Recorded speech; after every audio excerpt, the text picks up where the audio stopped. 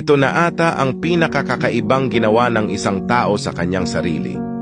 Maniniwala ka ba kung sasabihin ko sa iyo ang aso na ito ay isang tao?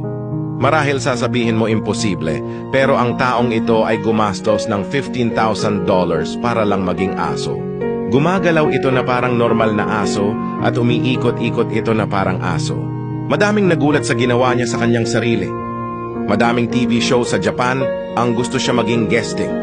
Lumalabas ito sa iba't ibang TV show sa Japan at sumikat ng sobra ang asong ito. Ang asong ito ay pinangalan ng Toko. Inaalagaan siya ng isang babae, pinapakain siya sa pakainan ng aso at kumakain siya ng pagkain ng aso. Madaming tao ang gusto siya masubaybayan, kaya gumawa siya ng YouTube channel at doon makikita ang mga video niya.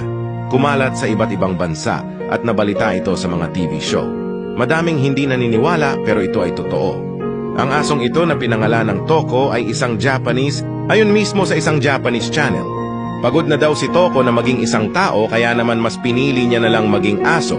Siguro isa lang to sa madaming dahilan bakit siya nagdesisyon na maging aso. Subalit ang bagay na ito ay kakaiba. Pero hindi natin masisisi ang kagustuhan ng iba. Lahat ng tao ay may gustong gawin sa buhay at malaya sila gawin ang mga bagay na yon. Tulad neto kung titignan mo ay mahirap para sa kanya naggumalaw na parang aso. Pero eto ang ginusto niya kasi ito ang mas madali para sa kanya. Kung ikaw ang tatanungin, cute ba si Toko para sa'yo?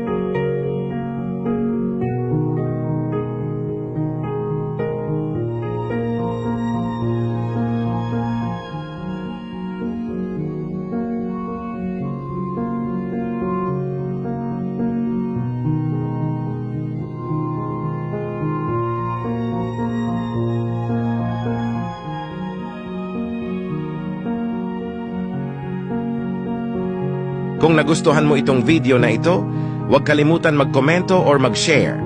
Follow for more videos.